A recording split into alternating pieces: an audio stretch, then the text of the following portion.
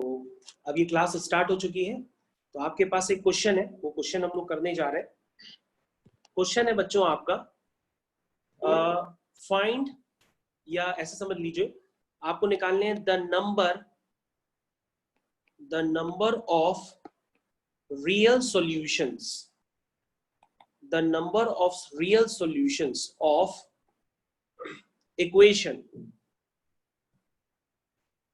आपको उस इक्वेशन के नंबर ऑफ रियल सॉल्यूशंस निकालने हैं कि इसका एक सॉल्यूशन होगा कि दो होंगे कि तीन होंगे कि चार होंगे।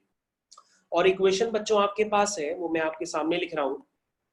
इक्वेशन है बच्चों आपके पास मॉड के अंदर x minus x square minus 1 is equal to mod के अंदर 2x minus 3 minus x square. अभी 2 दिन पहले एक बच्चे ने इस तरह का क्वेश्चन हमसे पूछा भी था, थोड़ा सा डिफरेंट था। तो number of real solution of the equation, इस इक्वेशन का आपको रियल सॉल्यूशन निकालना है। तो आप कैसे निकालेंगे? ये दोनों तरफ मॉड आपको दिखाई दे रहा है, तो बात बच्चों उसमें सब कुछ यूज होगा। अगर आपने इनइक्वालिटीज की क्लास वगैरह की है तो आपको सब याद भी आएगा। तो सबसे पहले यहाँ पे हम दोनों तरफ कोशिश करते हैं कि यहाँ पे हम आपको मॉडुलस हटा दें। किसी का आंसर आ जाए तो वो मेरे को मैसेज भी कर सकता है। तो सबसे पहले हम क्या करते हैं, जो क्वाड्रेटिक इक्वेशन है मॉडुलस के अंदर, उसको थोड़ा सा सिंप्लीफाई कर लेते हैं। उसमें से हम -1 कॉमन ले लेते हैं, तो ये बन जाएगा x square minus x plus 1। ये बात सभी को यहाँ पे क्लियर होगी, और ये मॉडुलस हमने लगा दिया। और जो दूसरा मॉडुलस है हम उसमें भी माइनस कॉमन ले लेते हैं। जब माइनस कॉमन ले लेंगे तो हो जाएगा x square minus 2x plus 3।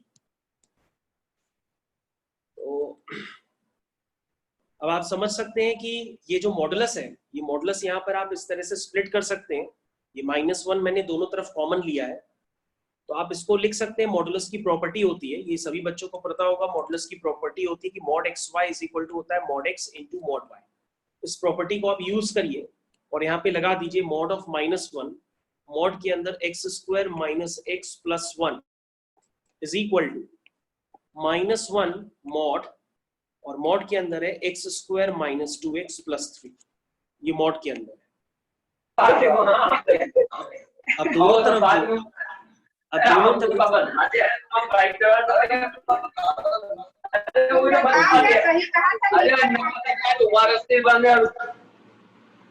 Okay, कोई बच्चा दीपेंद्र आता है, उसके आते ही काफी खलबली मच जाती है।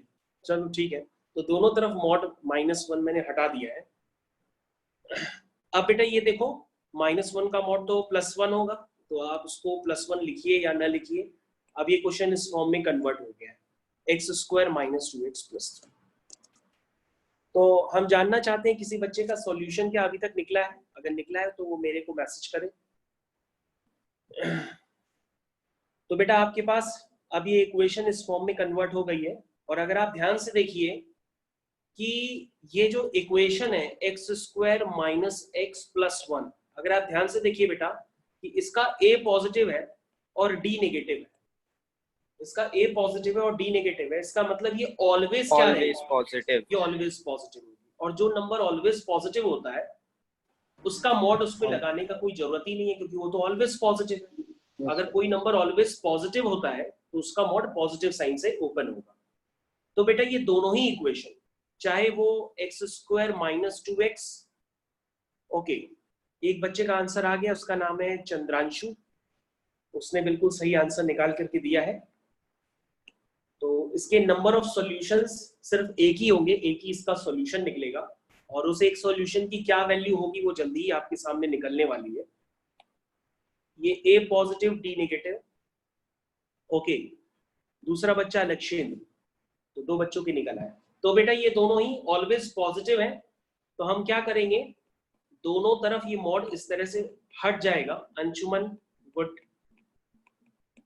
ये प्रखर का भी आ गया, कौशिक गुड। तो कंसेप्ट समझते ही आपने क्वेश्चन तुरंत कर लिया है। तो यहां से जब आप सॉल्व करेंगे तो x इक्वल टू 2 आएगा, is only the solution. Okay तुषित, is only the solution. तो कंसेप्ट समझते ही आपने तुरंत समझ लिया कि क्वेश्चन किस तरह से करना है, और आपका आंसर निकल आया है। अब हर बच्चा देख ले, अगर उसको अभी कोई डाउट है तो हमसे दोबारा पूछ ले। अगर हो सकता है किसी को इनइक्वालिटी का कंसेप्ट ना याद हो तो मेरे से पूछ सकता है, लेकिन मैं आपको बता चुका हूं कि ओके सर। तो मैं आपको ऑलरेडी ये बता चुका हूँ, इस बात को दोबारा लिख देता हूँ कि ax square plus bx plus c का जो टर्म होता है ये ऑलवेज पॉजिटिव होता है for every x belong to real number. तो उसका मॉड मैं इस तरह से हटा सकता हूँ, क्योंकि मॉड की ओपनिंग अंदर के नंबर पे डिपेंड करती है कि वो पॉजिटिव है कि नेगेटिव। तो अंदर का नंबर अगर पॉजिटिव है तो मॉड पॉजिटिव साइन से ओपन होता है, अंदर का नंबर अगर नेगेटिव है तो मॉड नेगेटिव साइन से ओपन होता है। ओके, तो मैं अब यहाँ पर आगे कंटिन्यू करता हूँ, एक दूसरा क्वेश्चन आपको और करा रहा हूँ। तो मैं इसको रफ कर देता हूँ, किसी को कोई समस्या हो तो मेरे से पूछ ले। ओके देवांश, अब आप आए हो, ठीक है। तो इस क्वेश्चन को मैं रिमूव कर दे रहा हूँ, काफी मैंने इसको समय दे दिया। आई होप सभी बच्चों ने लिख लिया होगा, सबको क्लियर हो गया होगा कि दोनों तरफ मॉड इसलिए हट गया क्योंकि दोनों नंबर ऑलवेज पॉजिटिव है। यानी x square minus x plus one ये भी पॉजिटिव है और x square minus two x plus three ये भी पॉजिटिव है, इसलिए दोनों तरफ मॉड रिमूव हो गया। ठीक है, मैं इसमें और समय नहीं देता हूँ, इस क्वेश्चन को हटा दे रहा हूँ, ये क्वेश्चन मैंने रिमूव कर दिया। ओके, अब मैं एक नेक्स्ट क्वेश्चन आपको कराने जा रहा हूँ। वो नेक्स्ट तरह का क्वेश्चन आप ऑलरेडी कर चुके हैं, लेकिन हो सकता है आपको प्रैक्टिस कम रही हो। यस बेटा बोलिए।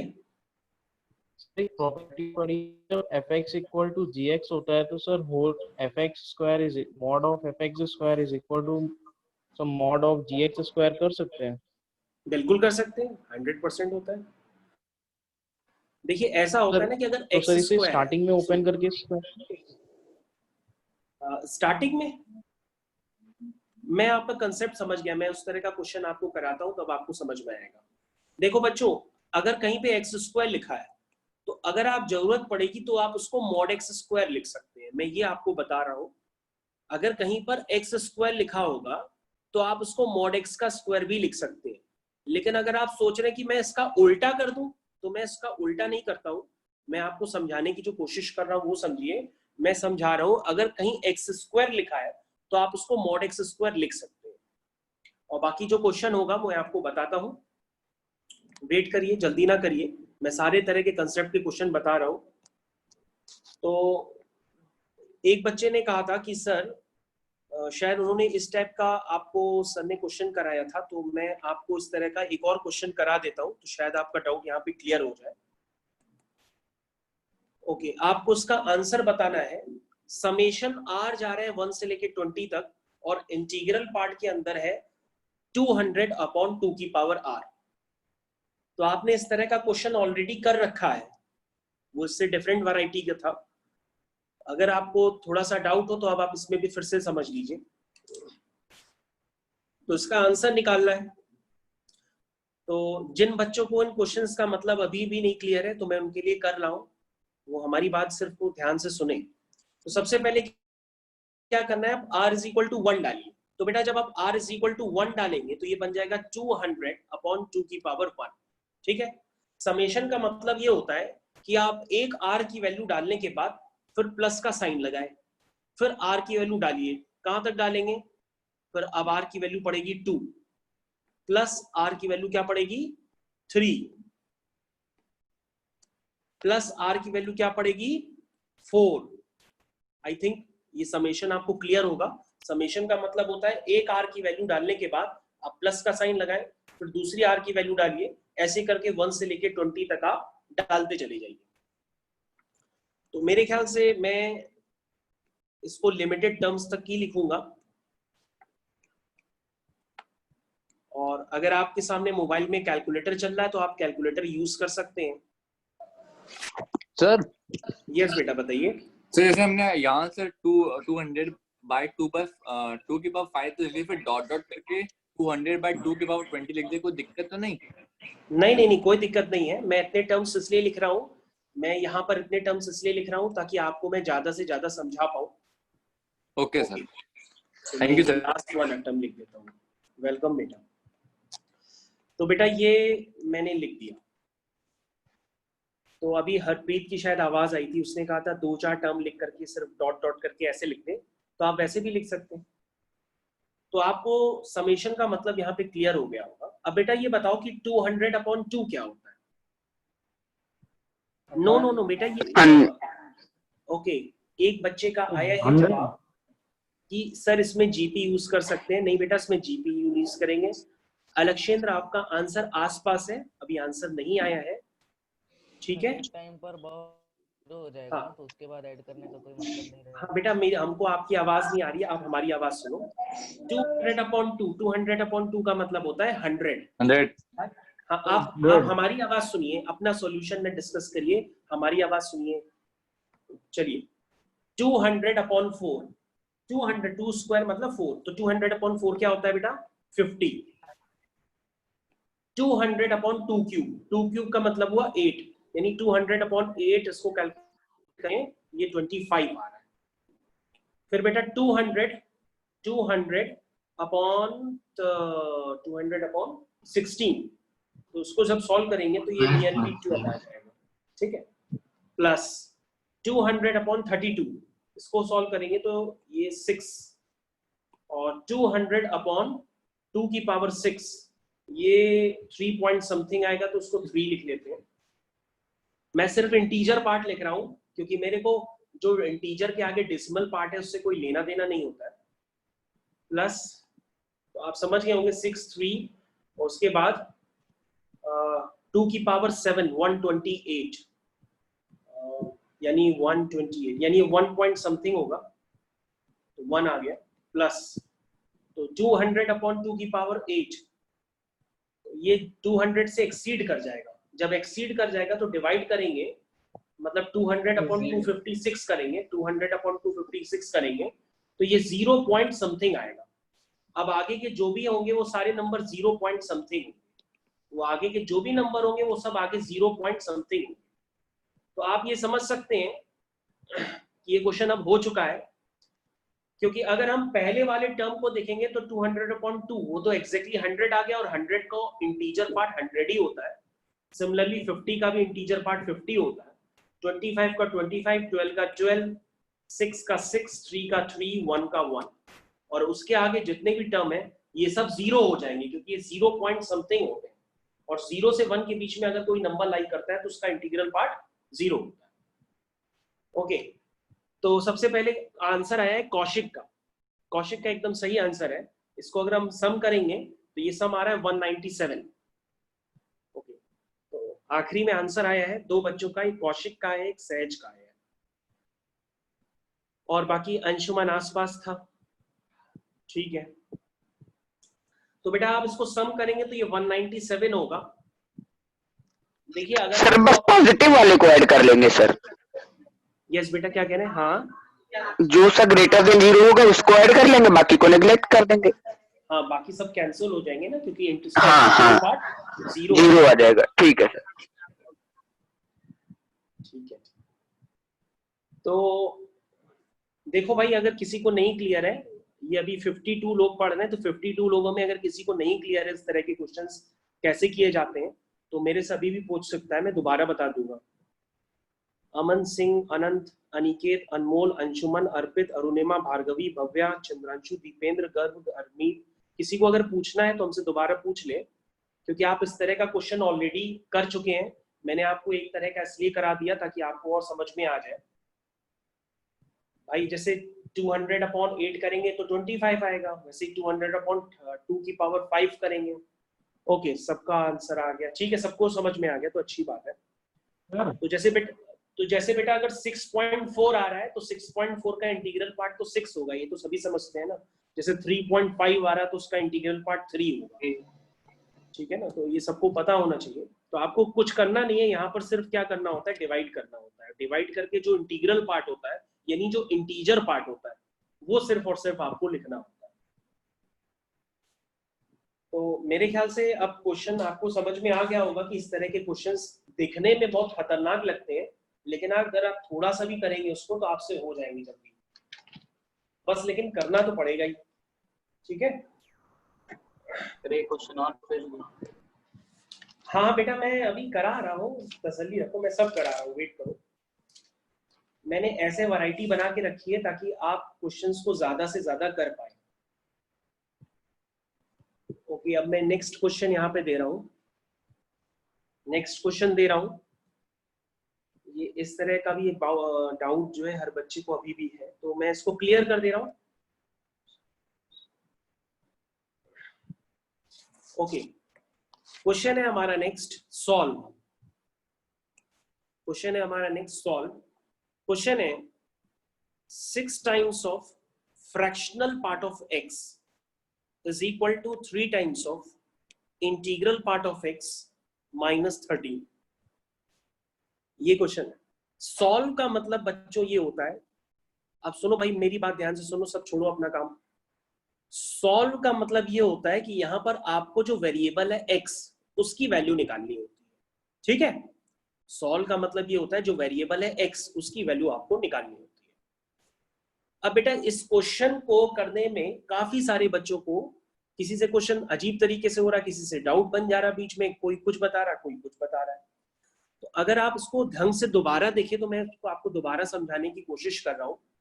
देखिए आप करते क्या है, आप ऐसे ही तो करते हैं, आप x को पुट करते हैं। x क्या होता है? Integral part of x plus fractional part of x। ये बात किसी को क्लियर है कि नहीं क्लियर है कि x क्या होता है? x होता है integral part of fractional part of x।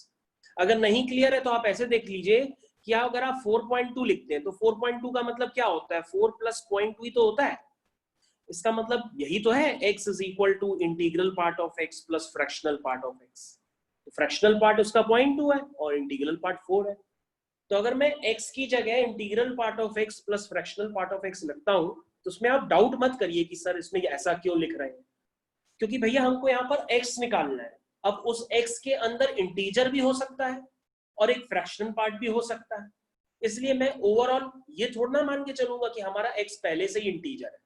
हमारा x है, उस x में तो कुछ भी हो सकता है। हो सकता है उसका इंटीग्रल पार्ट 0 फ्रैक्शनल पार्ट हो सकता है फ्रैक्शनल पार्ट हो इंटीग्रल पार्ट 0 हो सकता है दोनों। तो मैं तो x को दोनों की तरह मान के चल रहा हूं कि x के अंदर इंटीजर भी हो सकता है, फ्रैक्शन भी हो सकता है। उसको मैं यहां पुट करूंगा, सिंप्लीफाई करूंगा, रेस्ट्रिक्शन बनाऊंगा, आंसर निकल आएगा। अब अगर एक बच्चे का कहना है कि सर इससे कंफ्यूजन हो, अगर आपको भाई कंफ्यूजन हो रहा है तो आप इंटीग्रल पार्ट को आप i लिख दिया करो और फ्रैक्शनल पार्ट को आप f लिख दिया करो। आप ऐसे भी लिख सकते हो, इंटीग्रल पार्ट को आप i लिख दीजिए, फ्रैक्शनल पार्ट को f लिख दीजिए। तो आप चाहे जिस भी मेथड से करें आपका आंसर आ जाएगा। बेटा अक्षत आपने आंसर निकाला है, थोड़ा जल्दी निकाल दिया, अभी वेट करो, आंसर सही नहीं आ रहा है। हमारी बात सुनो, जल्दी ना करो। Okay, Chandranshu is the first one, इसका सबसे पहले आंसर आ गया है, अच्छी बात है, गुड। अभी एक ही बच्चों का आंसर आया है, तो देखिए कितने बच्चे हैं, 52 हैं, और 52 में एक को आ गया, इसका मतलब ये थोड़ी नहीं कि सबको आ गया। अभी सब लोग समझो यहाँ पर। तो बेटा आप इसको x की जगह i प्लस f भी लिख सकते हैं और x is equal to integral part of x और फ्रैक्शनल पार्ट ऑफ x भी लिख सकते हैं। तो अब आप क्या करेंगे, यहां पर सबसे पहले इसको लिखना चालू करिए। x की जगह आप i प्लस f लिख दीजिए, ठीक है। मेरी तरफ देखो सिर्फ ध्यान से, x की जगह मैंने i प्लस f लिख दिया -30, ठीक है। तो इसको मैं बॉक्स में बंद कर दे रहा हूं। भैया ये ध्यान से देखना, क्योंकि मैं इसके बाद आपको दोबारा क्वेश्चन दूंगा और इस समय जिन बच्चों का आंसर आ रहा है मैं एक्सपेक्ट करूंगा वही बच्चे उस क्वेश्चन का फिर आंसर बताएं, क्योंकि मैं इसके बाद एक ऐसा क्वेश्चन दूंगा तब मेरे को यहाँ से जस्टिफाई होगा कि आपको वाकई में आता है। अभी तो आप समझने की बारी है, अभी आप समझ लीजिए, इसके बाद जो मैं क्वेश्चन दूंगा वो आपको करना पड़ेगा। अगर उसका आप आंसर निकालते हैं तो ही मान के चलूंगा कि आपको आता है। ओके, तो मैं इसको स्प्लिट कर लेता हूं, तो ये क्या बन जाएगा, 6 into integral part plus 6 into fractional part is equal to 3 into integral part plus 3 into fractional part, fractional part का इंटीजर -30।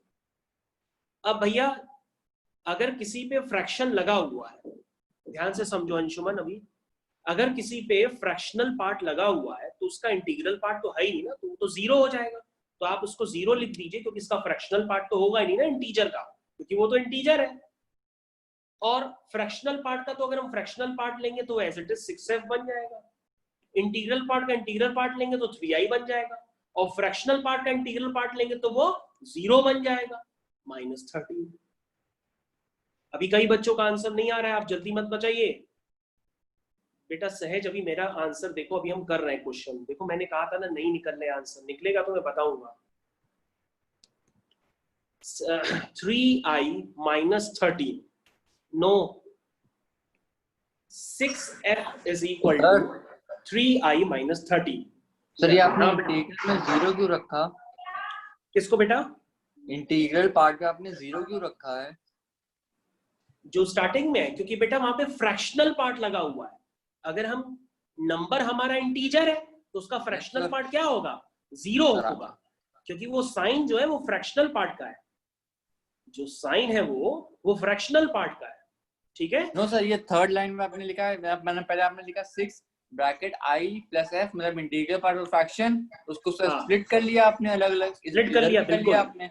हाँ हाँ बिल्कुल। तो उसमें थर्ड लाइन में आपने 6 × 0 + 6f, ये वाली लाइन नहीं समझ आई। हाँ अभी हम समझाते हैं। देखो बेटा, ये देखो। और फिर सर आपने यहाँ पर हाँ अपोजिट कर अब दिया सुनो उसका। सुनो सुनो, हमारी बात सुनो बेटा। ये देखो ये क्या लिखा है, ये है फ्रैक्शनल पार्ट इंटीजर का। बेटा Yes, अगर sir. कोई नंबर इंटीजर है तो उसका फ्रैक्शनल पार्ट क्या होगा?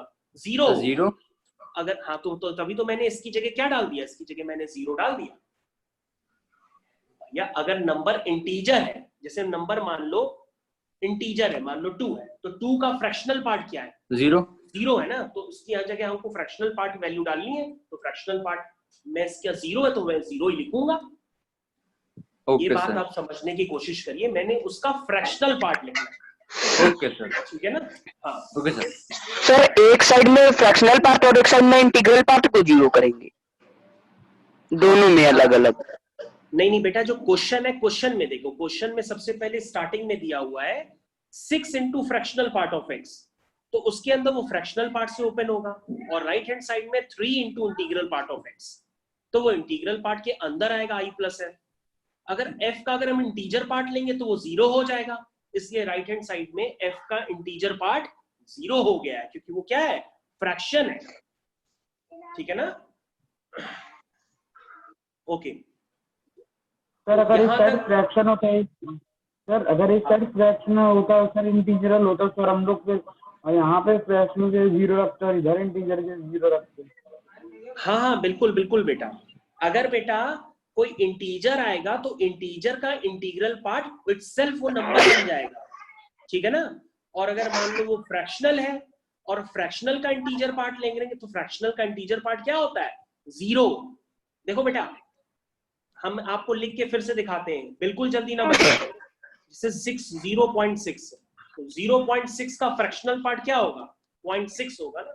अगर कोई लिख दे 1.6 है तो उसका इंटीग्रल पार्ट क्या होगा? 1 होगा ना। ये बात आपको क्लियर होनी चाहिए।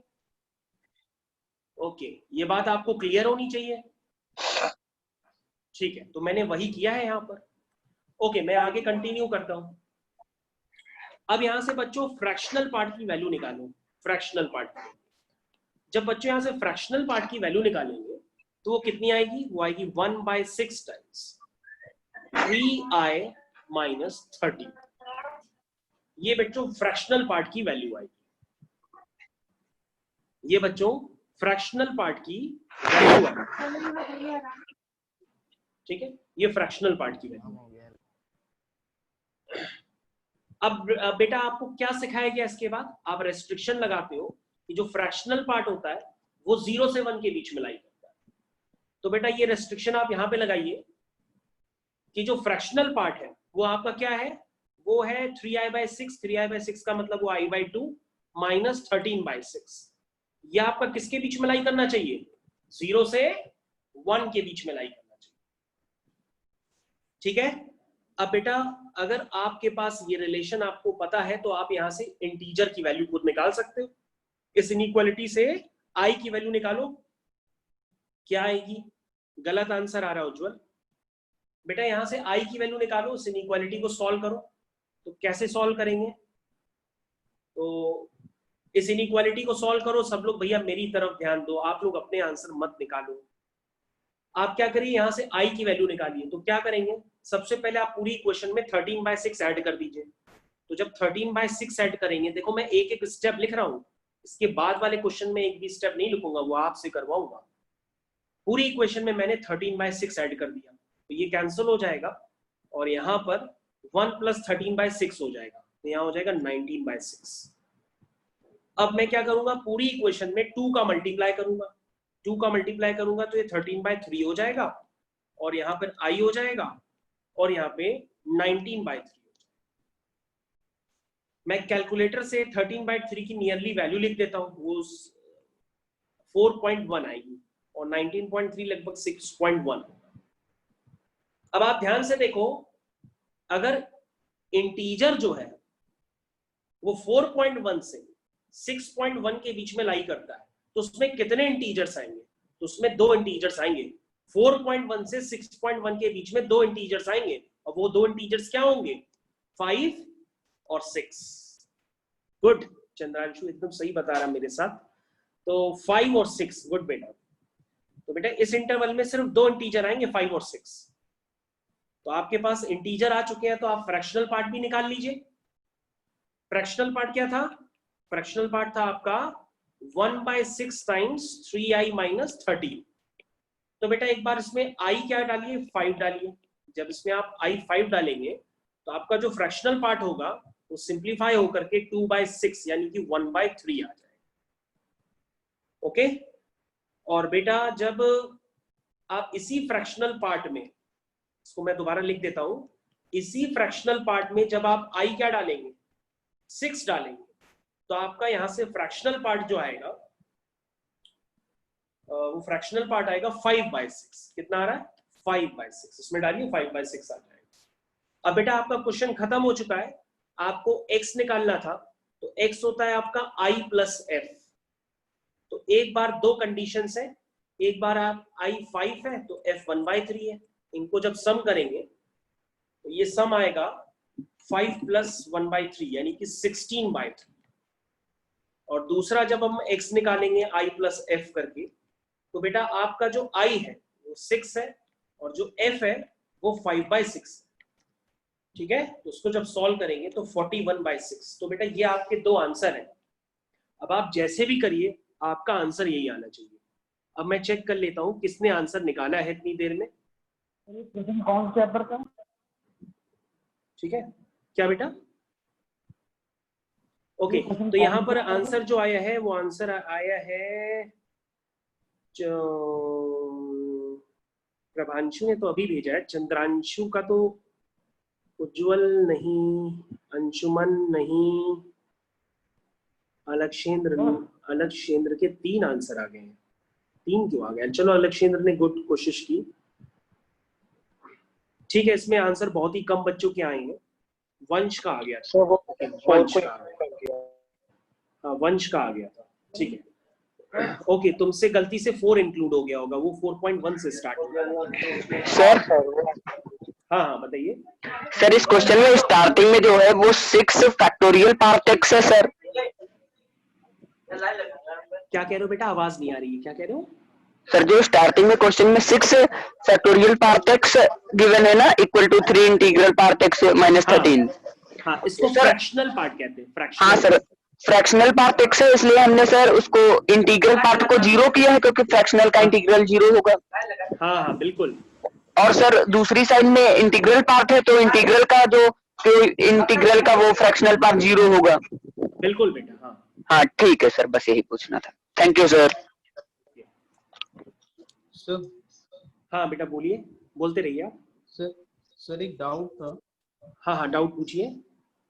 सर जैसे आपने जो राइट हैंड साइड में, हाँ हाँ सर जो कॉलम में लिखा हुआ है x = integral part of x plus fractional part of x, हाँ, तो सर इसमें इंटीग्रल पार्ट ऑफ x जो है वो हम x minus fractional part of x के टर्म में निकाल के वैल्यू पुट अप कर दें और सर सिंपलीफाई करके उसका जो बॉन्डिंग लगाकर सर तब वैल्यू निकाल दें सर, तो भी मैच हो जाएगी? तो भी मैच हो जाएगी। एक बार करा के देखो, मेरे को सॉल्यूशन भेजो, हो सकता है कोई इसमें मिस्टेक तो नहीं कर रहे हो अगर आंसर नहीं आ रहा है तो। सर मैच नहीं कर रहा सर। हाँ तो कोई मिस्टेक होगी बेटा, एक बार आप ट्राई कर लीजिए सर। मेरे को तुम भेजना, क्योंकि मेरे को अभी और क्वेश्चंस कराने हैं, मैं तुमको उसमें डाउट मतलब अंडरलाइन करके दे दूंगा कहाँ गलती होगी, 100% कहीं गलती होगी। सर इसमें 4 क्यों लिया आई की वैल्यू? क्या कह रहे हो बेटा? सर आई की वैल्यू 4 क्यों नहीं ली? अच्छा, आई की वैल्यू 4 कहाँ ली है मैंने आई की वैल्यू तो 5 और 6 ली है। 4.1 से 6.1 के बीच में सिर्फ 2 इंटीजर आते हैं, 5 और 6। मैंने 4 ली ही नहीं है, मैंने 4 नहीं ली है बेटा, ठीक है ना। मैंने आई की वैल्यू 5 और 6 ली है, क्योंकि बेटा आई जो है आपका 4.1 से 6.1 आता है। अगर आपको कम समझ में आ रहा तो आप नंबर लाइन बनाओ, नंबर लाइन में जो 4.1 होगा वो 4 के आगे आता है, तो आप यहाँ पे 4 नहीं ले सकते हैं, ठीक है ना। 4.1 से 6.1 के बीच में सिर्फ 2 इंटीजर आएंगे, 5 और 6।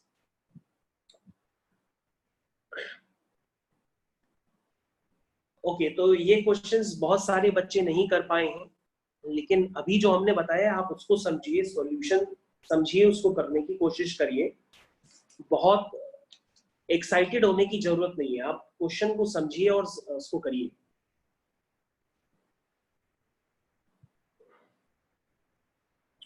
ओके, एक बच्चे का मैसेज आया है कि सर ये क्वेश्चन एक और ऐसा फिर से करा दीजिए। ठीक है बच्चा, हम एक क्वेश्चन सिंपल तरीके से आपको और करा देते हैं। Hello sir. हाँ बेटा बताइए। सर जैसे हम लोग 6x में 6 को उधर ट्रांसफर करके x 0 से बड़ा होगा और 1 से छोटा होगा वो भी ले सकते हैं।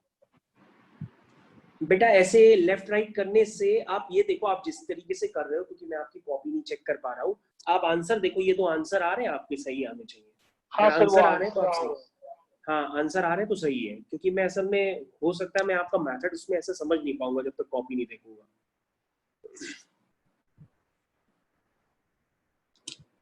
ओके, तो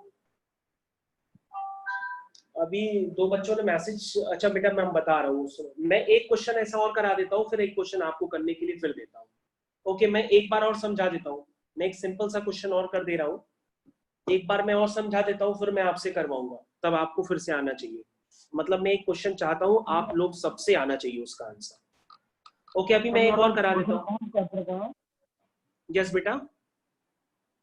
तो ये वाला क्वेश्चन कौन सा चैप्टर का है? ये मतलब जो आप फंक्शंस पढ़ रहे हैं उसी में तो है। आपका जो रिलेशन एंड फंक्शन है, अगर आप उसमें देखेंगे तो उसी में इंटीग्रल पार्ट ऑफ एक्स है, फ्रैक्शनल पार्ट ऑफ एक्स है। तो बेटा ये मिसलेनियस इक्वेशन है, आपको सॉल्व करनी है। ये डीपीपी में भी क्वेश्चन है आपका, ठीक है ना।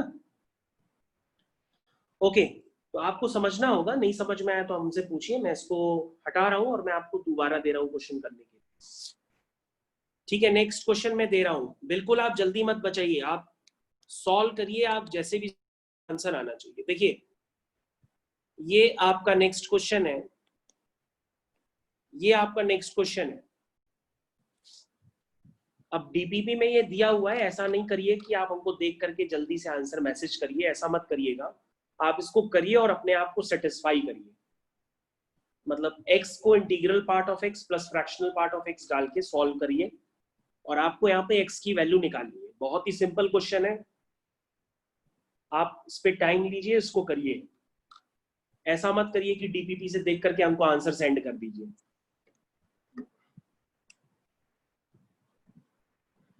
अगर आपसे नहीं हो पाएगा तो फिर मैं जो क्वेश्चन दूंगा वो भी नहीं हो पाएगा, मैं अलग से भी दूंगा आपको।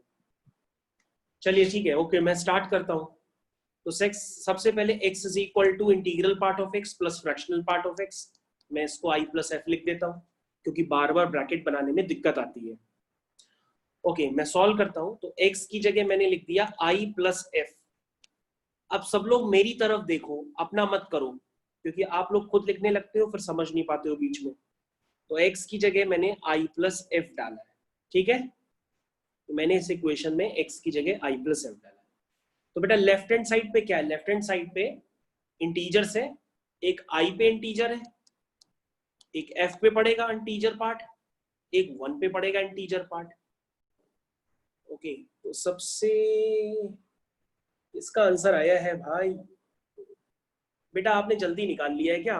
अभी हमको करने दो, गलत आ रहा है शायद, देखिए। तो यहाँ पे तो कुछ है नहीं RHS में, तो सिंपली मल्टीप्लाई हो जाएगा, तो ये हो जाएगा -2i माइनस 2f, ठीक है। अब बेटा नेक्स्ट स्टेप अगर आप ध्यान से देखें तो इंटीजर का तो इंटीग्रल पार्ट लेंगे तो वो तो i आएगा, और फ्रैक्शनल पार्ट का इंटीग्रल पार्ट लेंगे तो 0 होगा, और 1 का इंटीग्रल पार्ट तो 1 ही होगा। इज इक्वल टू, नो बेटा, 2 माइनस 2i माइनस 2f। ठीक है, अब यहां से थोड़ा सा तसल्ली से करो, आपने फिर जल्दी मचा रहे हो, आंसर नहीं निकलने आप लोग के। 2f इज इक्वल टू क्या आएगा, 1 माइनस 3i। 2 माइनस 1 1, i को उधर कर दो, ये 1 माइनस 3i आ जाएगा। ये आ गया 2f is equal to 1 minus 3i। यानी बच्चों यहां से f क्या आया, f आया आपका 1/2 माइनस, ओके, सबसे पहले एक बच्चे का आंसर आया, उसका नाम है प्रखर। प्रखर फर्स्ट, नो संचिता, देखो नो, मैं आएगा आंसर खुद बता दूंगा, मैं ऐसे अनाउंस नहीं करूंगा। तो बेटा f क्या आ गया, अभी तक सिर्फ एक बच्चे का आया है, वो प्रखर, बस। f इज इक्वल टू क्या आया ये, 1/2 माइनस 3/2i। अब रेस्ट्रिक्शन लगाते हैं, f क्या लाई करता है, 0 से 1 के बीच में। हर बार क्वेश्चन का करने का यही आंसर है। नेक्स्ट आंसर आ रहा है अंशुमन का, अंशुमन निगम। f 0 से 1 के बीच में लाई करता है, तो f जो है आप 0 से 1 के बीच में लाई कराएंगे। ये देखो बच्चों, मैंने f जो है 0 से 1 के बीच में लाई करा। तो जब मैंने इसको लाई कराया, तो लाई कराने के बाद हमको यहाँ से i निकालना होगा। तो कैसे निकालें, हम पूरी इक्वेशन में, ओके, अलक्षेंद्र थर्ड, अलक्षेंद्र का आंसर आ गया, ओके, केतन फोर्थ। बस अब मैं अनाउंस नहीं करूंगा, बस अब मेरे को क्वेश्चन करने दो, वरना बाकी बच्चे समझ नहीं पाएंगे। हाँ, तो बेटा यहाँ से i का ऐसा करो, इस पूरी इक्वेशन में -½ करो सबसे पहले, -½ तो -½ करेंगे तो वो कैंसिल हो जाएगा, ये -3/2i आ जाएगा, और 1 -½ जो होता है वो हाफ होता है। ठीक है, ये अब क्या करूंगा, माइनस मल्टीप्लाई कर देता हूं। भाई मैं एक एक स्टेप समझा रहा हूं, अभी इसमें माइनस मल्टीप्लाई कर रहा हूं। माइनस मल्टीप्लाई करने पर इन इक्वेशन का साइन रिवर्स भी हो जाता है। तो ये कैसे लिखूं मैं इसको लिखता हूं, ओके, हरमीत सही है आपका, 1/2 ग्रेटर और equal to 3/2i greater than -½ ये देखो माइनस मल्टीप्लाई कर दिया, और इस बात को आप इस तरह से भी लिख सकते हैं कि that is -½ 3/2i less than equal to half. आप इसको ऐसे भी लिख सकते हो। अब इसमें ऐसा करिए कि 2/3 पूरी इक्वेशन में मल्टीप्लाई कर दीजिए। जब आप 2/3 पूरी इक्वेशन में मल्टीप्लाई करेंगे तो ये आ जाएगा -1/3 से +1/3। ओके, अनिकेत का आ गया, हर्षिल का आ गया। देखो भाई, लेट एडमिशंस वालों का भी आंसर अब तो निकलने लगा। -1/3 से 1/3 के बीच में बच्चों कितने इंटीजर आएंगे, सिर्फ एक ही तो इंटीजर होगा -1/3 से +1/3 के बीच में, वो इंटीजर होगा 0। और अगर इंटीजर पता पड़ चुका है तो आप फ्रैक्शनल पार्ट निकालिए। फ्रैक्शनल पार्ट क्या है, 1/2 माइनस 3/2i, इसमें 0 डाल दीजिए, तो f क्या आ जाएगा, हाफ आ जाएगा। आपको x निकालना था ना, तो x क्या होता है, i + f होता है। तो i की जगह 0 डालेंगे, f की जगह हाफ डालेंगे, 0 + हाफ आ गया आपका क्वेश्चन हो गया। ओके वंश, बेटा आपको क्वेश्चन समझ में आना चाहिए, ठीक है ना, ऐसा मत करने कि आंसर भेज दो और पता पड़ा आपको तो आया ही नहीं। ओके देवांश बोलिए, क्या बोलना चाहते हैं।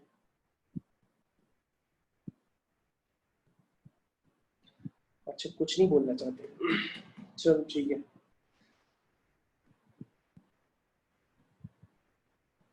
तो ठीक है, आपको करने का तरीका हम समझा तो रहे हैं, आप उसको तसल्ली से समझो। जल्दी जल्दी क्यों कर रहे हो आप लोग, इतनी धीरे धीरे बता रहे हैं कि स्टेप लिख रहे हैं, इनइक्वालिटी सॉल्व कर रहे हैं।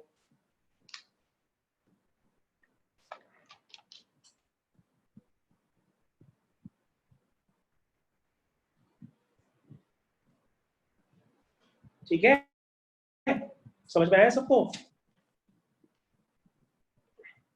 अब हमने एक क्वेश्चन देने के लिए सोचा, तब मेरी हिम्मत ही नहीं पड़ रही आप लोगों को दी। मेरे को तो लग रहा है और प्रैक्टिस करानी पड़ेगी। दे दें क्वेश्चन अगला, करोगे तुम लोग? Yes sir. Yes sir. हम डीपीपी से नहीं देंगे, डीपीपी से हटा दे रहे क्वेश्चन को। ठीक है, क्योंकि तुम लोग डीपीपी से दे रहे हैं, डीपीपी से जल्दी आंसर भेजने लगते हो। अब दे रहे हैं, अब आंसर भेजो जरा। हाँ बेटा, सारे क्वेश्चंस हो जाएंगे। चाहे आप इस तरह से लिखिए, x is equal to integral part of x plus fractional part of x, चाहे आप x is equal to i plus f लिखिए। दोनों का मतलब एक ही होता है, ब्रैकेट ना बनाना पड़े बार बार, इसलिए मैं i प्लस f डाल देता हूँ, वरना बार बार ब्रैकेट बनाने पड़ते हैं। और गलती से पता है क्या होता है, कभी कभी आप लोग जल्दीबाजी में इंटीग्रल पार्ट को फ्रैक्शनल पार्ट का ब्रैकेट बना लेते हो और वहां पे क्वेश्चन गलत हो जाता है। इसलिए i प्लस एफ में लिख देता हूँ, i प्लस एफ से वो क्लियर दिखता है कि i इंटीजर है, f फ्रैक्शनल। ठीक है, ओके सब बच्चों, मैं इसको हटा रहा हूँ, रिमूव कर रहा हूँ। सर जैसे हमने हाफ सब्ट्रैक्ट किया था तो सर -3/2 भी तो सब्ट्रैक्ट कर सकते थे सर, दोनों साइड पे।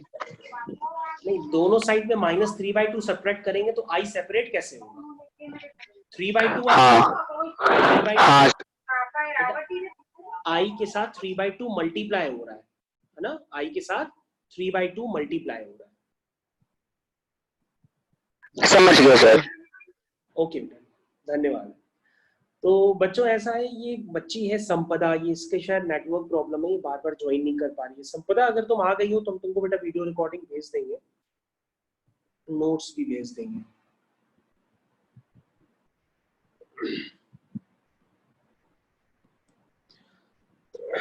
ओके, अब हम इसको रिमूव कर रहे हैं। अब आप लोग सब लोग तैयार हो जाइए, देखिए अब कौन कर पा रहा है। क्वेश्चन, मॉड के अंदर 2x minus 1 is equal to 3 times integral part of x plus 2 times fractional part of x। अब मैंने क्वेश्चन डीबीपी से नहीं दिया है, अब मैंने आपको ऐसा क्वेश्चन दिया है कि इसमें मॉडुलस भी है, इंटीग्रल पार्ट भी है, फ्रैक्शनल पार्ट भी। अगर आप ये क्वेश्चन कर लेते तो समझिए आपको मॉडुलस भी आता है, इंटीग्रल पार्ट भी आता है, फ्रैक्शनल पार्ट भी आता है, लेकिन डिपेंड करता है कि आप करते कैसे। अब मैंने डीपीपी से नहीं दिया है जानबूझ के, क्योंकि डीपीपी से हो सकता है आपको रट गए हो क्वेश्चंस। अब मैंने क्वेश्चन डीपीपी से नहीं दिया है,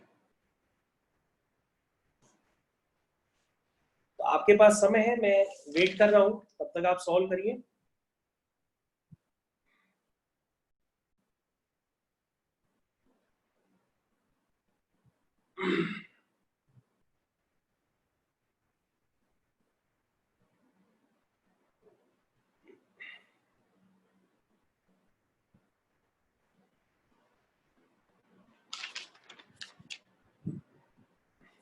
ठीक है, अब मैं क्वेश्चन करना स्टार्ट करूं। तो बेटा क्वेश्चन में कुछ नहीं करेंगे, हम तो वही करेंगे कि पहले यहाँ पे मॉड देख लिया है ना, तो मॉड क्या कहता है? मॉड कहता है कि भैया मैं तो तभी ओपन होऊंगा कि जब मॉड के अंदर की चीज पॉजिटिव होगी तो मैं पॉजिटिव साइन से ओपन होऊंगा, अंदर की चीज नेगेटिव होगी तो मैं नेगेटिव साइन से ओपन होऊंगा। भाई आप x की जगह i प्लस एफ डालिए जरूर, लेकिन आप लेफ्ट हैंड साइड पे तो आपका पंगा है ना, लेफ्ट हैंड साइड पे मॉड है, तो आपको मॉड की रेस्ट्रिक्शन आपको बैठानी पड़ेगी कि अगर मॉड के अंदर का नंबर पॉजिटिव है, दैट मींस x कहां से बिलोंग कर रहा है? 1/2 से इंफिनिटी, तो बेटा ये मॉड पॉजिटिव साइन से ओपन होगा। ओपन कर दीजिए इसको, तो ये हो जाएगा 2x minus 1 is equal to 3 times integral part of x plus fractional part of x। अब आप कहोगे सर ये तो वही इक्वेशन है जिसको आप अभी सॉल्व कर रहे थे इतनी देर से, तो आप सर एक काम कर लीजिए, इसमें x is equal to i plus f डालिए और इसको सॉल्व करिए। लेकिन सर आप सॉल्व करने के बाद इंटरसेक्शन लीजिएगा हाफ से इंफिनिटी वाला, क्योंकि आपने ये मॉड ओपन तभी किया है जब आपका x 1/2 से इंफिनिटी के बीच में आ रहा है, यानी आप यहां से जो आंसर निकालेंगे उसका आपको इंटरसेक्शन भी लेना पड़ेगा, ठीक है ना, क्योंकि आपने मॉड तभी ओपन किया है पॉजिटिव साइन से जब x हाफ से इंफिनिटी में, जहां पे हाफ पे क्लोज ब्रैकेट है। ओके मैं यहाँ पुट कर रहा हूँ I plus F minus 1 3 times okay I plus F 2 times fractional part I plus, तो ये बच्चों बन जाएगा 2i प्लस 2f माइनस 1 is equal to 3 times integral part of i plus 3 time fractional part का integral part plus 2 times i का fractional part. Okay एक बच्चे का आंसर निकाल लिया, बहुत तेज आंसर निकाला है जो भी बच्चा है, तो आंसर एक बच्चे का आ गया है, बहुत बढ़िया बेटा, यानी आपको सब कुछ क्लियर हो चुका है। बच्चे का नाम चला गया, मैं दोबारा देख लेता हूँ। तो इसका नाम है वंश, वंश का आंसर आ रहा है सबसे पहले। वंश ने बहुत ही स्पीड से क्वेश्चन किया होगा, चलो ठीक है, ओके गुड। तो ये हो गया बेटा 2i प्लस 2f माइनस 1 इज इक्वल टू आई का इंटीग्रल पार्ट i होगा, फ्रैक्शनल का इंटीग्रल पार्ट 0 हो जाएगा, उसको 3 इंटू 0 लिख दीजिए, प्लस इंटीग्रल का फ्रैक्शनल पार्ट भी 0 होता है तो उसको भी आप 0 लिख दीजिए। ठीक है, यहाँ तक क्लियर। अब बेटा यहाँ ध्यान से देखो, ये क्या निकलना 3i। सर यस बेटा, सर ऊपर वाली क्वेश्चन में 2 fractional part of i plus fractional part of f भी तो होगा। मैंने लिखा नहीं है क्या पूरा? हाँ मैंने लिखा नहीं है, एक सेकेंड वेट करो, लगता है एक सेकेंड रुको। तो 2i प्लस 2f, अच्छा मैंने 2f नहीं लिखा है, यस बेटा 2f नहीं लिखा है, 2f 2i प्लस 2f, यस बेटा यस 2i प्लस 2f मतलब 2i प्लस 2f, यस बेटा ये मैंने ऐड कर दिया। और फ्रैक्शनल का जो फ्रैक्शनल पार्ट होता है वो तो f ही होगा, ठीक है ना, फ्रैक्शनल का फ्रैक्शनल पार्ट। नहीं बेटा चंद्रांशु ये आंसर नहीं है, फ्रैक्शनल का फ्रैक्शनल पार्ट तो f ही होगा, ठीक है ना। अब ठीक है ना, मैंने सही लिख दिया। मैं आंसर जिसका सही आएगा मैं उसी का नाम बोलूंगा, अगर मैं नाम नहीं बोल रहा हूं तो समझ लो गलत आंसर है, अभी सिर्फ वंश का भी आंसर आएगा। अक्षत तुम्हारे 2 आंसर आ रहे हैं, एक ही आंसर उसमें से सही है, तो 2f कैंसिल हो गया, यहां से i is equal to minus 1 आ जाएगा, ठीक है ना। i क्या आ रहा है, माइनस 1 आ रहा है। i माइनस 1 का मतलब क्या हुआ, x लाई करेगा माइनस 1 से 0 के बीच में, ठीक है ना, ये मतलब हुआ।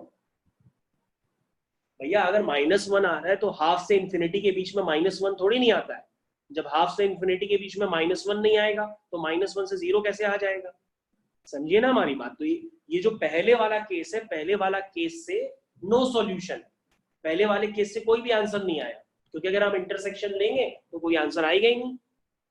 ओके अक्षत का आंसर आ गया, प्रखर का आ गया। आप लोग को थोड़ा बहुत हिंट चाहिए होती है, उसके बाद आप आंसर निकाल लेते हो। तो सबसे पहले तो वंश नहीं निकाला था, तो 2x माइनस 1 लेस देन 0, तो x बिलोंग टू क्या आया, x बिलोंग टू आया माइनस इंफिनिटी से half. Shri Hari good, minus infinity से हाफ। तो बेटा अब इसका मॉड नेगेटिव साइन से ओपन होगा, तो मॉड नेगेटिव साइन से आप ओपन कर लीजिए, मॉड नेगेटिव साइन से बेटा आप अपने आप ओपन कर लो। तो मैं नेगेटिव साइन के साथ ओपन करने के साथ साथ मैं उसमें x की जगह i प्लस एफ भी डाल देता हूँ। मॉड तो मैं नेगेटिव साइन के साथ ओपन कर रहा हूँ, उसमें x की जगह i प्लस एफ भी डाल देता हूँ। अलक्षेंद्र का सही आ गया, ठीक है। तो मैंने मॉड नेगेटिव साइन के साथ ओपन किया, उसकी जगह पूरी इक्वेशन में x की जगह अंशुमन का आ गया, i प्लस एफ डाल दिया, हरप्रीत का आ गया।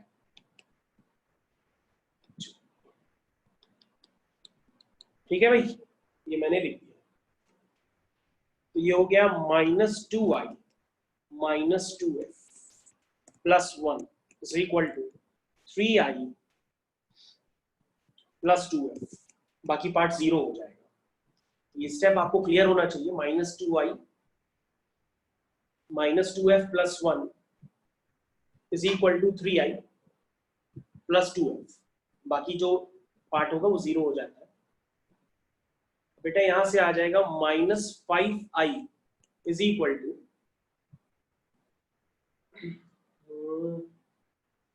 चलो मैं इसको डायरेक्टली लिख देता हूं। यहां से बेटा जब आप लोग जो है,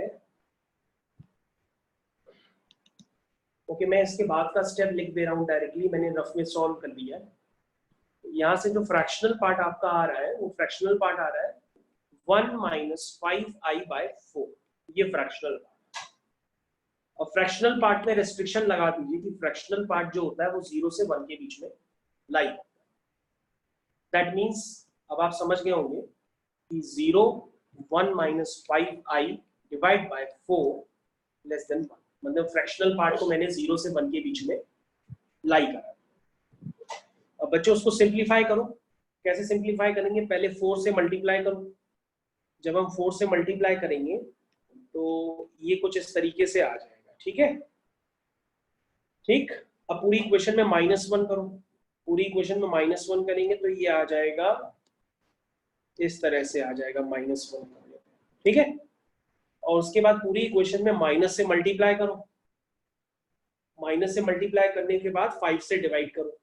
जब आप ऐसा करेंगे, करिए पूरी इक्वेशन में माइनस से मल्टीप्लाई करो, फिर 5 से डिवाइड करो।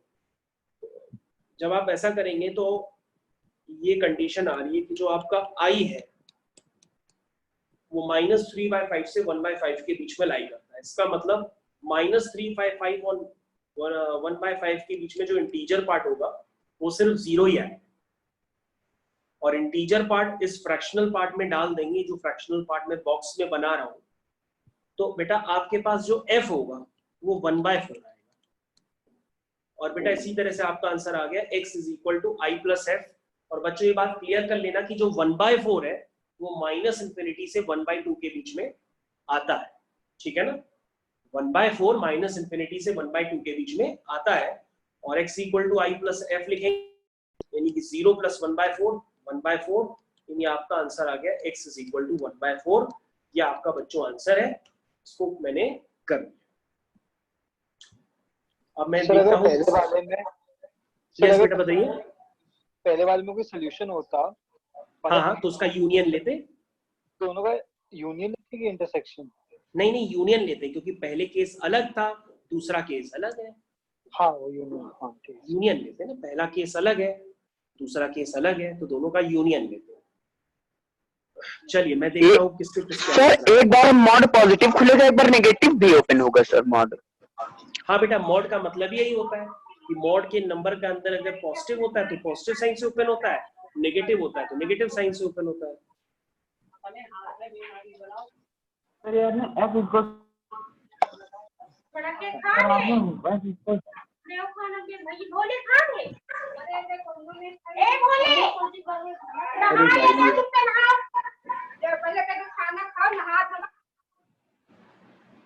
चलो ये कोई बात नहीं, कहीं से आवाजें आ रही थी, तो ठीक है। ये क्वेश्चन भैया, हाँ बताइए बेटा। सर f = 1 - 5/4 कर दिया गया है। क्या आया? f = 1 - 5i/4। बेटा ये इक्वेशन दी है ना, आप इसको सॉल्व करिए, मैं इसको डब्बे में डाल देता हूँ। ये देखिए, ये है ना, ये है, यहाँ से f की वैल्यू निकालिए। f की वैल्यू जब आप निकालेंगे तो f की वैल्यू आएगी 1 - 5i/4, यही तो आई गई है।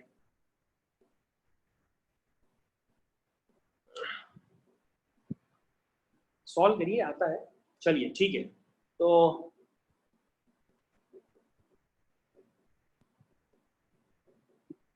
सबसे पहले जो आंसर आया था वो, मैं उस बच्चे का नाम देखूं जरा, क्या नाम था। तो वंश का आंसर सबसे पहले आया था, फर्स्ट वंश है, सेकंड नंबर पे अक्षत है, थर्ड नंबर पे प्रखर है, और फोर्थ नंबर पे श्री हरि है, ठीक है। ओके, चलो देखते हैं फिर से। तो क्या कहते हो, एक क्वेश्चन और दें कि समझ में आ गया?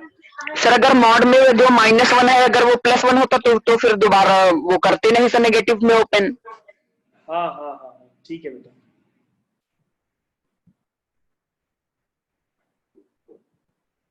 ओके सर लेकिन सर रिलेशन फंक्शन सर इस टाइप के क्वेश्चन तो एनसीईआरटी में नहीं है। हाँ हाँ, आपको डीपीपी में दिए गए हैं करने के लिए।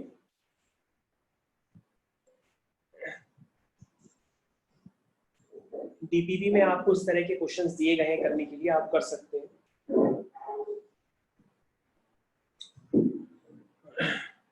तो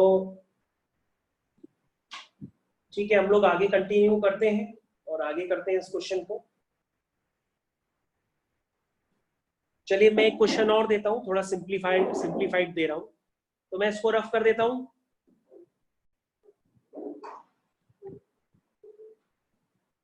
ओके, अब क्वेश्चन थोड़ा मैं इजी दे रहा हूं, अब क्वेश्चन में इजी दे रहा हूं। नेक्स्ट क्वेश्चन है, इंटीग्रल पार्ट ऑफ एक्स का square is equal to integral part of x plus 2। ये क्वेश्चन है और इस क्वेश्चन के 4 आंसर हैं। मैं चारों आंसर लिख देता हूं, चारों में से बताइएगा कौन सा सही answer, A B C D, कौन सा आंसर सही है। तो मैं पहला आंसर लिखता हूं, x is equal to 2 minus 1। दूसरा आंसर मैं लिखता हूं, x बिलोंग टू 2 से 3। तीसरा आंसर लिखता हूं मैं, x बिलोंग टू -1 से 0। और चौथा आंसर लिखता हूं NOT, यानी नन ऑफ दीस, यानी इनमें से कोई भी नहीं, इनमें से कोई भी नहीं, none of these. None of these का मतलब होता है इनमें से कोई भी नहीं। तो ठीक है, आप बताइए, देखो किसी से हो जाएगा तो और जल्दी, छोटा क्वेश्चन दिया है, हो सकता है जल्दी हो जाए आपसे।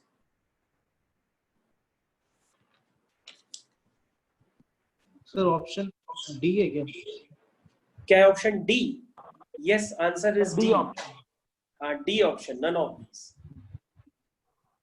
डी है सर, नन ऑफ दिस। हाँ देखो, अब आप लोग सीख बी गए और हो। सी आ रहे हैं, इन दोनों का इंटरसेक्शन कुछ जाएगा ही नहीं। यस सर, और जब हम इंटरसेक्शन सर पहले क्वेश्चन कराए तो वो तो पढ़े ही नहीं है।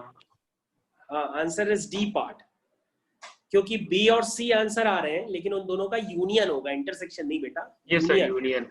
यस, यूनियन होगा, तो यूनियन आंसर होगा, लेकिन वो आंसर कहीं पे दिया ही नहीं है, तो उस इक्वेशन का पूरा आंसर कहीं नहीं दिया है, इसलिए हम इसका नन ऑफ दीज आंसर हो जाएगा। तो ठीक है, अभी टाइम ले लो, किसी और बच्चे को करना है तो भले कर ले वो। सर इसके पहले क्वेश्चन जो आपने करा शायद सर अभी तक हम लोगों ने पढ़ा नहीं है शायद। बेटा ये क्लास में कराया गया है, परेशान न हो। अगर नहीं, आपको नहीं आता है तो मैं उस बात को, आपको नहीं आता है तो मैं पूरा सर पूरा बी बता और तो सी रहा हूं। दोनों, सर बी और सी दोनों सर आ रहे हैं सर, दोनों रेंज में आ रहे हैं सर। हाँ, तो ये वन और मोर वाला नहीं है, only one alternative is correct. तो बी भी पूरा आंसर नहीं है, सी भी पूरा आंसर नहीं है, इसलिए इसका आंसर हो जाएगा नन ऑफ दीस। तो ठीक है, मैं इसको सॉल्व कर देता हूं। अगर किसी को कम समझ में आ रहा है तो मेरे लेक्चर्स, जो भी रिकॉर्डेड लेक्चर्स है, उसको ध्यान से दोबारा पढ़िए, आपको समझ में आएगा, क्योंकि मैंने हर एक छोटी चीज 2-2 बार बताई है। आपको इंटीग्रल पार्ट के बारे में सर भी बता चुके हैं, हमने भी बता दिया। फ्रैक्शनल पार्ट के बारे में सर भी बता चुके हैं, हमने भी बता दिया है। तो अगर आप रिकॉर्डेड लेक्चर्स पढ़ेंगे तो आपको समझ में आएगा, बल्कि हम लोग ने आप लोग को ज्यादा ही क्वेश्चंस करा दिए हैं ताकि आपको डाउट ना रहे। तो ये आपका क्वेश्चन है,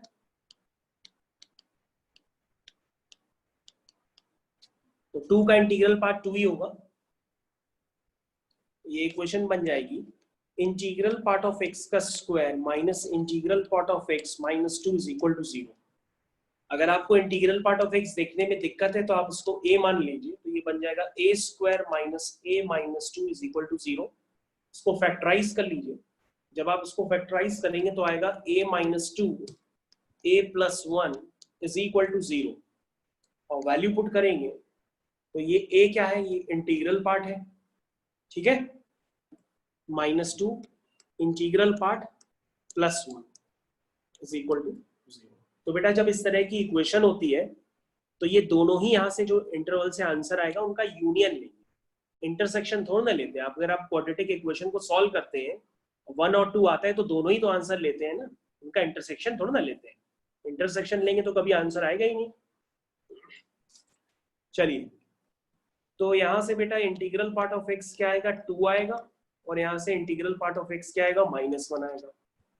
अब कम से कम आप 100 बार देख चुके हैं कि अगर इंटीग्रल पार्ट ऑफ एक्स अगर 2 होता है तो एक्स क्या लाई करेगा, 2 से 3 के बीच में, और इंटीग्रल पार्ट ऑफ एक्स यानी किसी नंबर का इंटीग्रल पार्ट -1 होता है तो वो नंबर लाई करता है -1 से 0 के बीच में। अब आप क्या करेंगे, इन दोनों का यूनियन ले लेंगे तो ये आपका आंसर बन जाएगा, जिसको मैं प्रॉपर आपके सामने लिख देता हूँ, x बिलोंग टू 2 से 3 यूनियन -1 से 0। तो बेटा ये आपका कंप्लीट आंसर है। भाई आपको हाँ हाँ बताइए, बोलिए। इंटरसेक्शन लेंगे इनका सर? अरे नहीं बेटा, इसका इंटरसेक्शन नहीं लेते हैं, ये यूनियन होगा। किसी भी क्वाड्रेटिक इक्वेशन को सॉल्व करके जो आंसर आते हैं, तो वो जो भी आंसर आते हैं वो दोनों आंसर ही होते हैं उसके, इंटरसेक्शन थोड़ा ना लेते।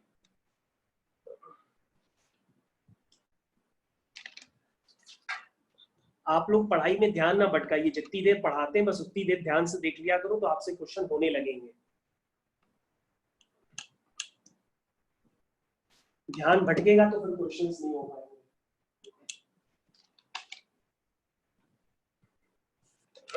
ठीक है, ये काफी सारे बच्चों का आ गया होगा।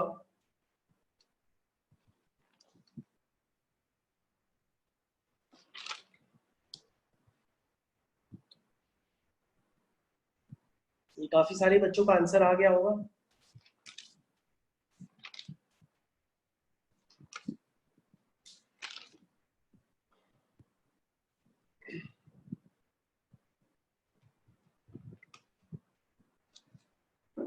तो इसको मैं रिमूव कर दूं अब।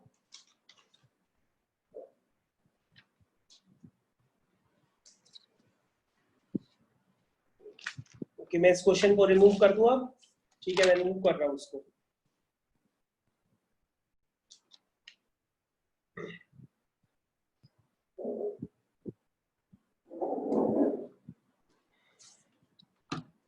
Okay, this question is now removed. Next question हम लोग अब करने जा रहे हैं।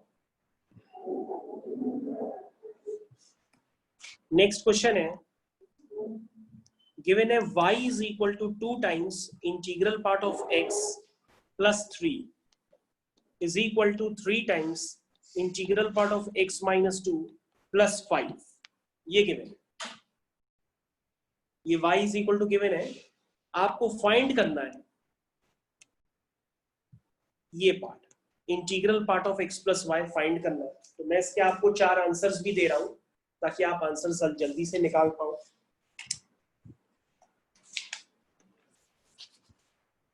ठीक है, मैं इसके आंसर से एक बार चेक कर लूं क्या आ रहा है, उसी के अकॉर्डिंग आपको देता हूं। तो इसके 4 आंसर्स मैं लिख के दे रहा हूं। ए आंसर है 10, बी आंसर है 15, सी आंसर है 12 और डी आंसर है नन ऑफ दीज, यानी इनमें से कोई नहीं।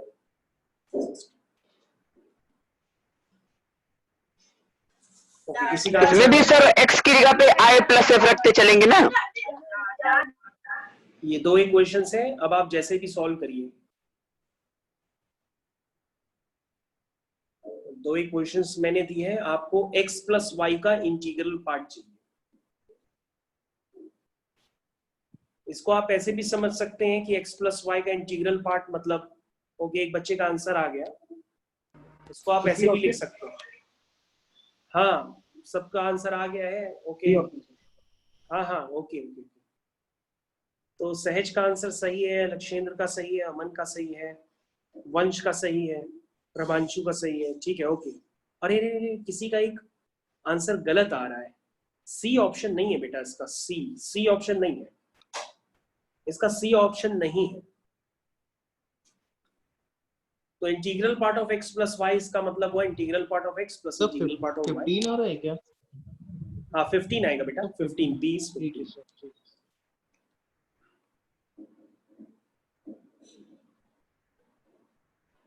तो क्वेश्चन इजी है, आप क्वेश्चन देख करके तुरंत सर क्वेश्चन में ये कहा गिवन है कि x इंटीजर ही होगा सर।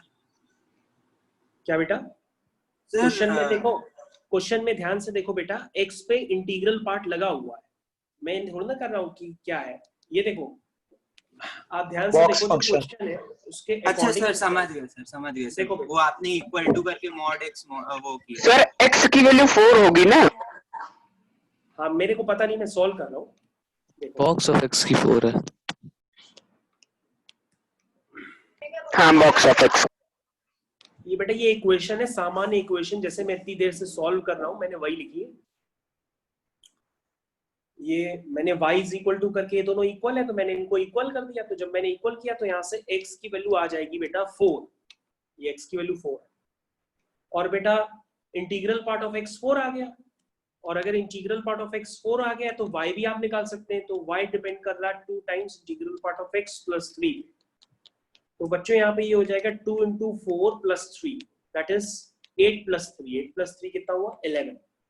ठीक है, तो बेटा अगर y 11 आ रहा है तो अगर हम दोनों तरफ इंटीग्रल पार्ट लेंगे तो 11 का इंटीग्रल पार्ट क्या आएगा? 11 ही तो आएगा। डी वाला होगा सर।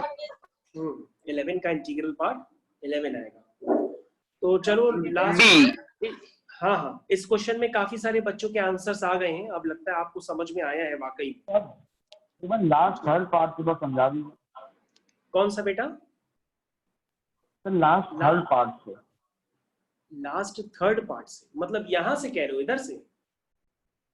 कहाँ से? नो यहाँ सर, से? जहाँ तक की ड्रॉप है। हाँ सर, एक इसके ऊपर वाले स्टेप सर, वहाँ थोड़ा ये? कंफ्यूजन है। हाँ हाँ मैं बता देता हूँ, देख लो। इसमें बेटा क्या मैंने लिखा है भाई, आप देखिए, आप हम पूरा क्वेश्चन फिर से बता देते हैं। देखिए बेटा, ये 2 times integral part of x plus 3 is equal to 3 times integral part of x 3 of, बेटा अगर -2 है तो -2 का इंटीग्रल पार्ट तो -2 ही होगा, और -2 को 3 से मल्टीप्लाई कर देंगे तो -6 आ जाएगा प्लस 5। ठीक है ना? तो यहाँ से बेटा इंटीग्रल पार्ट ऑफ x आ जाएगा 4, और अगर इंटीग्रल पार्ट ऑफ x 4 आ गया है तो आप डायरेक्टली, हाँ बेटा 4 कैसे आया?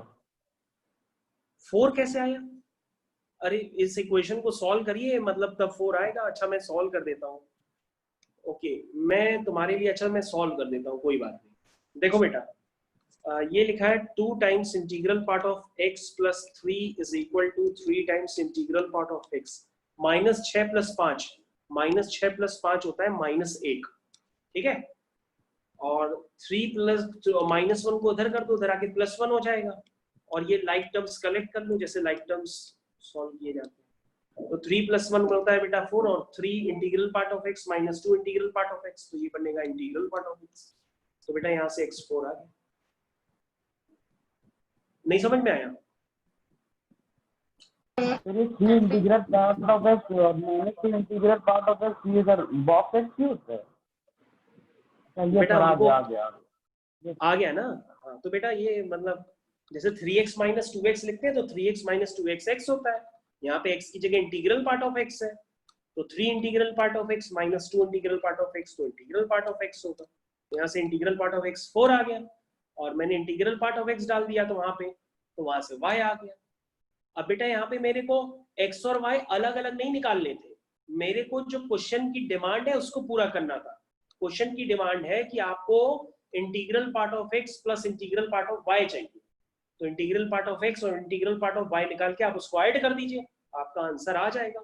आपको x और y तो मैंने सॉल्व करने के लिए कहा ही नहीं है, मैंने तो आपको integral part of x plus integral part of y निकालने के लिए कहा है। उस क्वेश्चन पे हमने काफी टाइम दे दिया है, अब तो क्लियर हो गया होगा।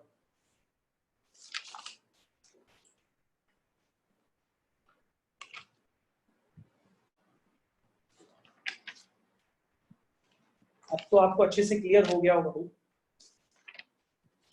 उसको नोट कर लो अभी जिन्होंने नहीं नोट किया है।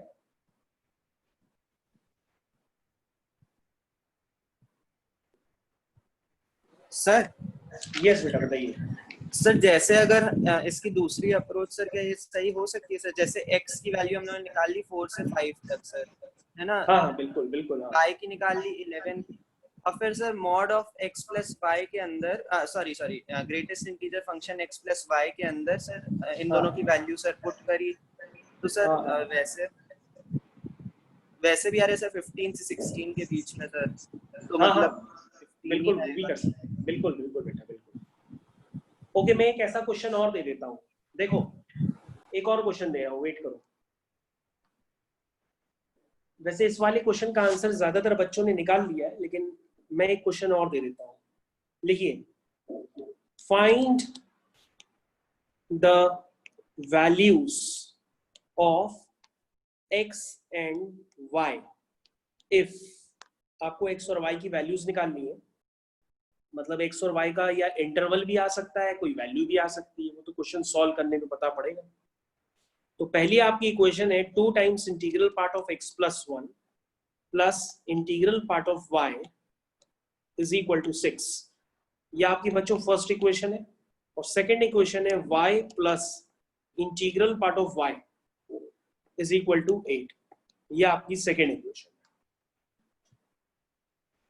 तो बेटा ये फर्स्ट इक्वेशन सेकेंड इक्वेशन इनको सॉल्व करिए और x और y मेरे को बताइए, ठीक है? x और y आपको निकालना है।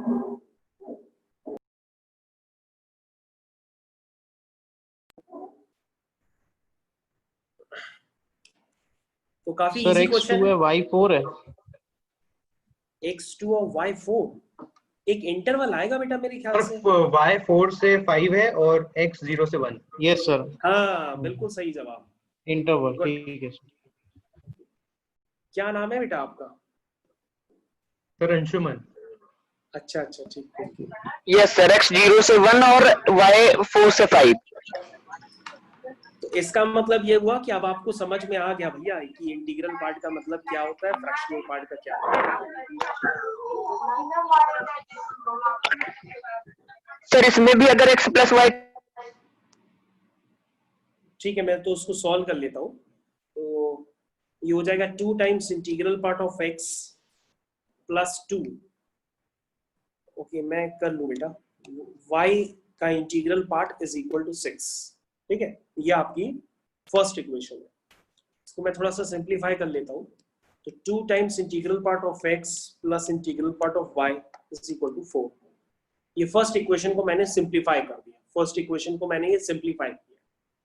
सेकेंड इक्वेशन को करता हूँ, ये हो जाएगा integral part of y plus integral part of y, मतलब इंटीग्रल पार्ट ऑफ y तो खुद ही इंटीजर है, उसका भी इंटीग्रल पार्ट है, इज इक्वल टू 8, ठीक है ना? मतलब कोई अगर ऐसे लिख देना इस तरह से तो उसका रिजल्ट एक यही होगा। ये आपको क्लियर होना चाहिए, क्योंकि इंटीजर का रिजल्ट तो इंटीजर ही होगा ना, इंटीजर का रिजल्ट इंटीजर ही होगा। तो ये हो जाएगा 2 times of y is equal to 8। That means integral part of y कितना आ गया? 4। इंटीग्रल पार्ट ऑफ y क्या है? 4 है, ठीक है? अगर इंटीग्रल पार्ट ऑफ y 4 है तो उसका मतलब y आपका लाइक करेगा 4 से 5 के बीच। और इंटीग्रल पार्ट ऑफ y की वैल्यू आप पुट कर दीजिए किसी भी इक्वेशन में। तो इंटीग्रल पार्ट ऑफ y की वैल्यू जब हम पुट कर देंगे, मान लो इस थर्ड इक्वेशन में पुट कर लीजिए, इंटीग्रल पार्ट ऑफ y की जगह 4 डाल दीजिए, तो इंटीग्रल पार्ट ऑफ x आपका 0 आ जाएगा। इसका मतलब जो x आपका आएगा वो 0 से 1 के बीच में,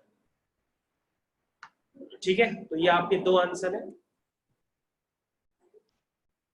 ये दोनों ही आंसर है। इनका कोई इंटरसेक्शन वगैरह नहीं लेना, ये नहीं कि इंटरसेक्शन लेने लगो, ये x और y है, ठीक है ना?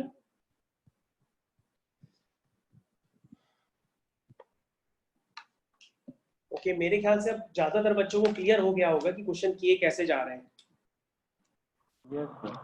सर लेकिन जब हम लोगों ने y जगह सर 4 तो रख दिया सर, वो कट गया 0, तो सर ये 2 इंटीग्रल पार्ट ऑफ x का सर मतलब ऐसे ही लिखा रहेगा। हाँ बेटा, मतलब आप क्या जानना चाहते हैं, मतलब क्या पूछना चाहते हैं? अगर ये i प्लस f लिखा हुआ है और इस पे अगर इंटीग्रल पार्ट होता है तो i का ये ऐसे ऑपरेट होता है,